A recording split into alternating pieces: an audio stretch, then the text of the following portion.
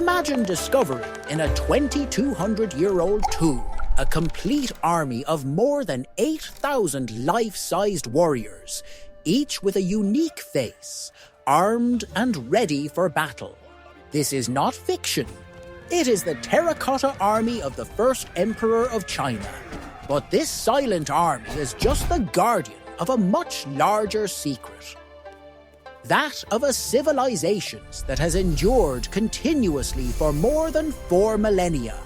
One that gave us paper, the compass, gunpowder, and the printing press.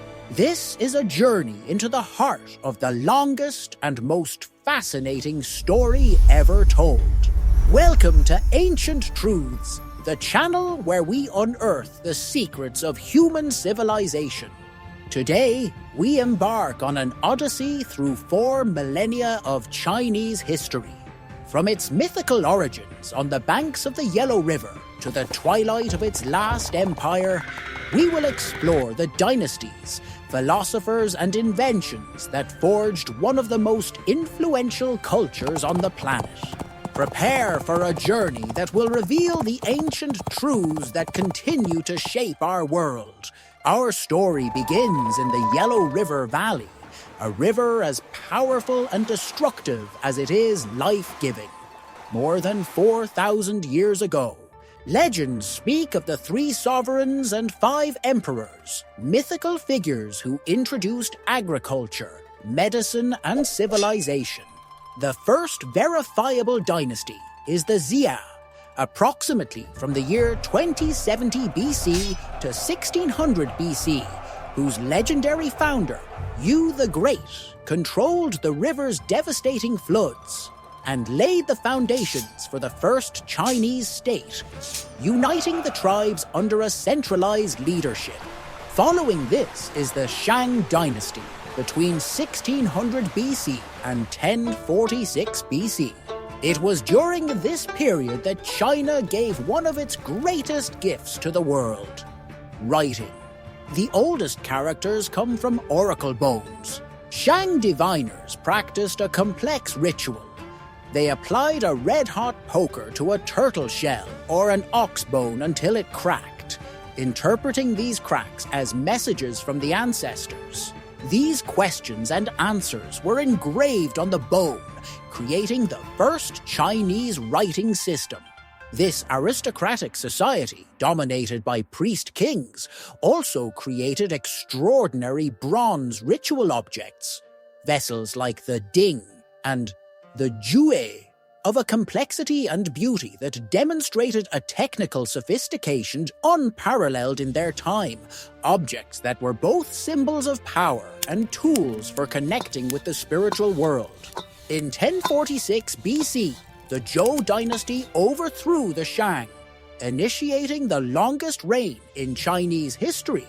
Almost 800 years, the Zhou introduced the concept of the mandate of heaven, the idea that a just ruler had the divine right to govern, but that he could be overthrown if he became tyrannical or lost celestial favor, manifested in natural disasters or rebellions.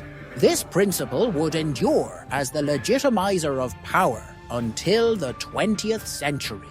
Over time, Zhou power faded, giving way to an era of nearly 3 centuries of constant warfare between rival states, known as the Warring States period.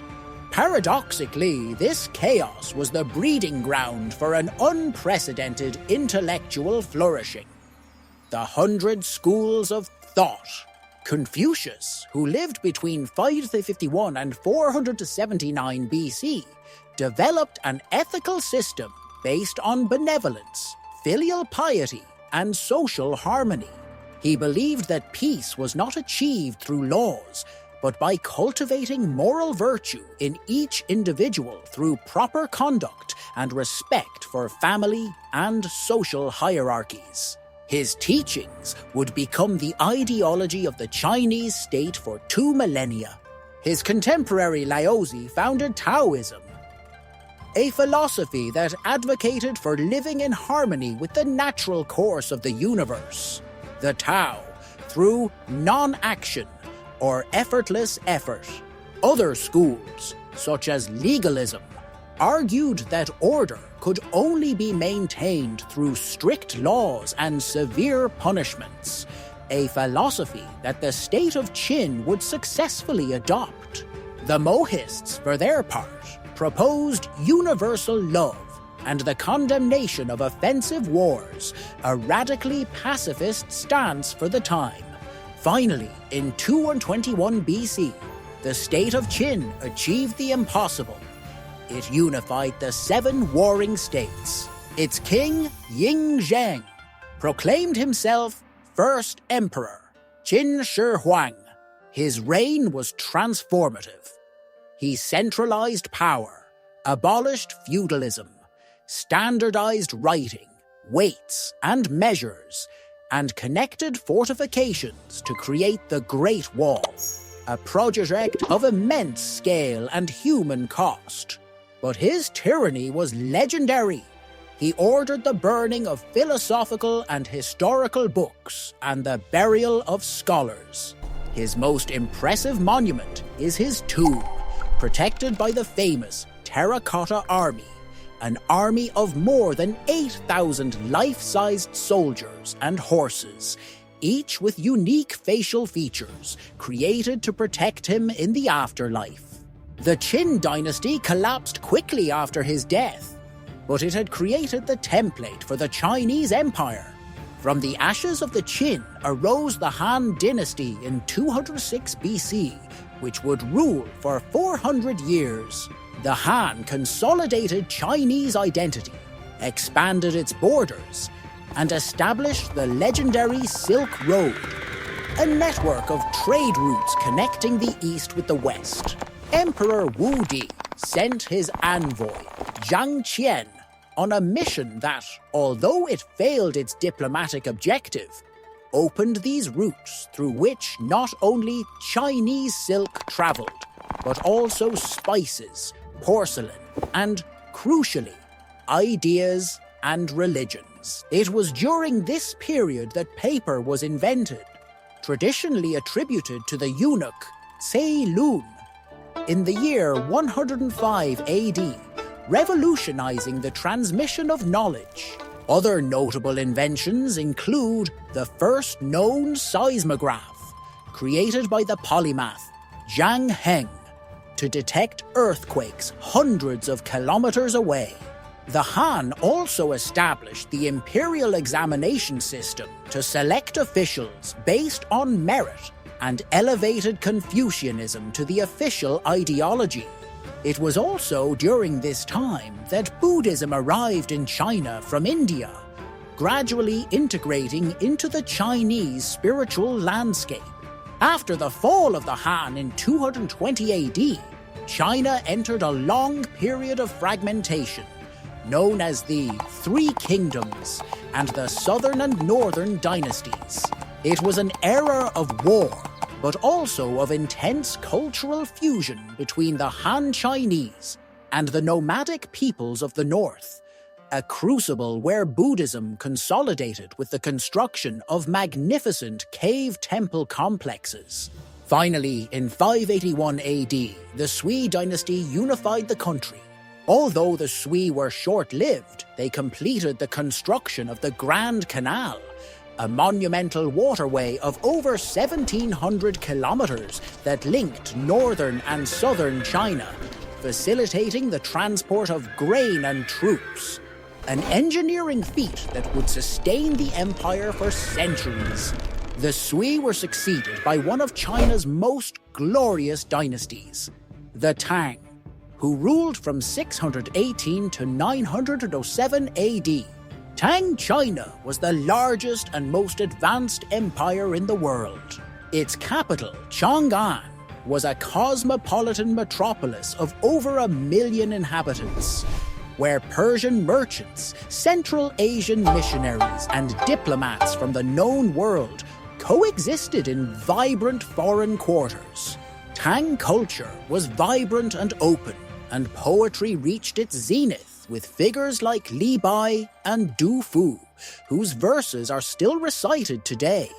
Buddhism flourished with imperial patronage, although it would later suffer persecution. The glory of the Tang dynasty faded after the devastating An-Lushan rebellion in the 8th century, a turning point that severely weakened the empire, and China fragmented once again.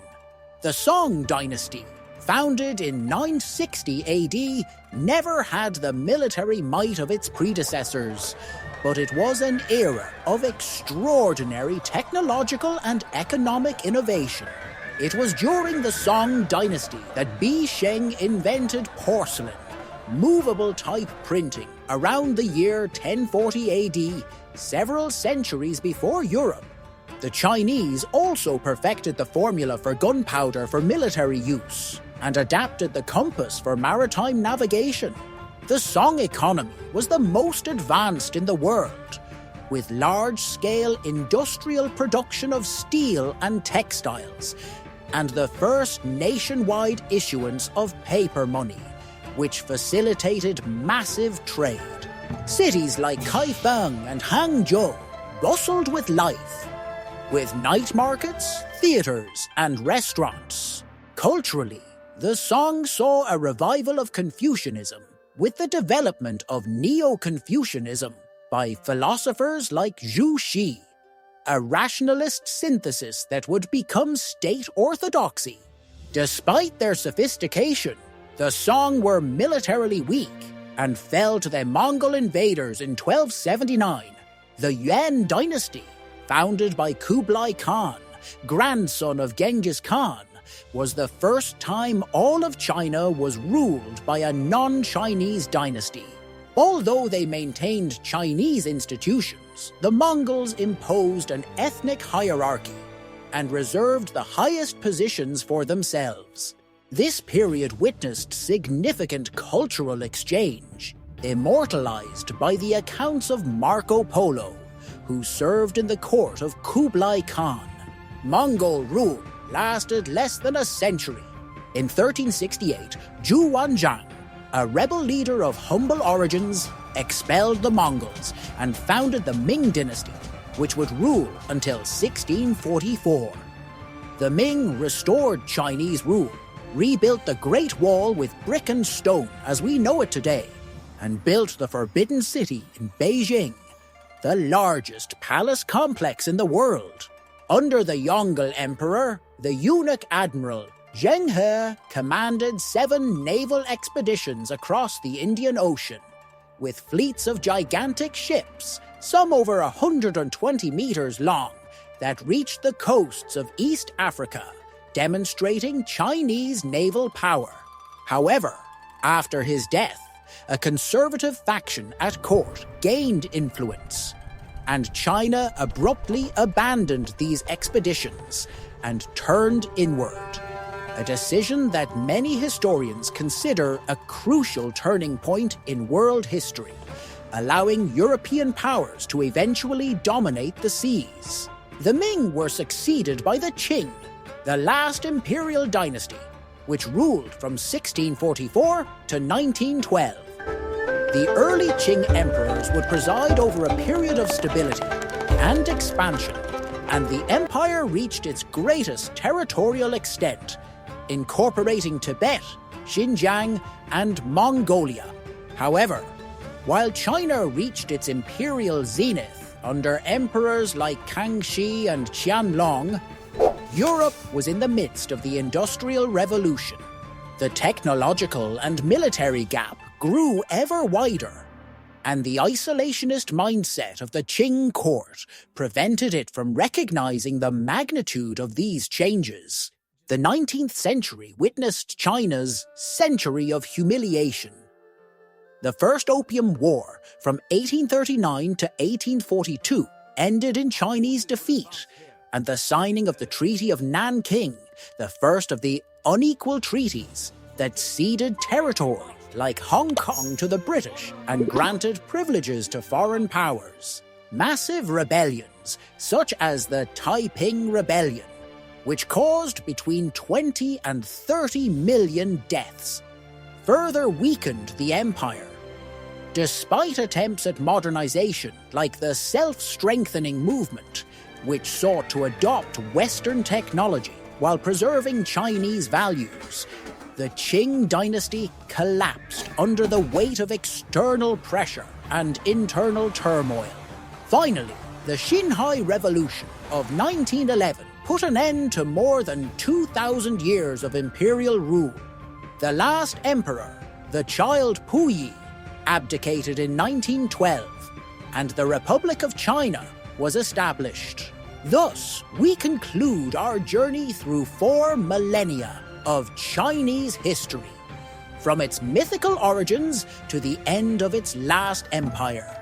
We have seen the birth of writing on oracle bones, the philosophies of Confucius and Laozi, the brutal unification by Qin Shi Huang, and the glory of the Silk Road under the Han. We have contemplated the technological revolution of the Song and the zenith and fall of the Qing Empire. China gave us innovations like paper, the compass, and gunpowder, and left us philosophies that have shaped much of the world. But this is just the surface of a much deeper story. The history of China is a story of resilience, adaptation, and astonishing cultural continuity. It is the story of an empire that saw itself as the center of the world, which influenced its neighbors for centuries, and which, after a period of decline, is emerging once again as a global power.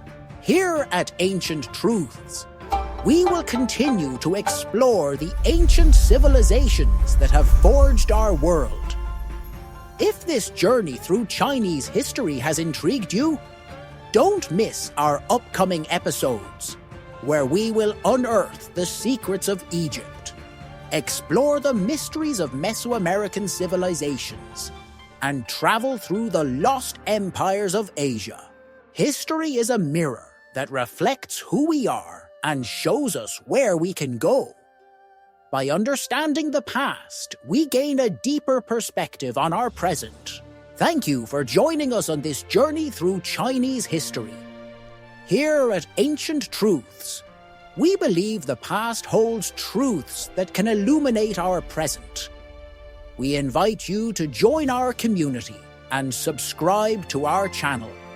Together, we will continue to unearth the ancient truths that have shaped our world. Remember, history is alive, and its truths are waiting to be discovered. We'll see you on our next episode of Ancient Truths.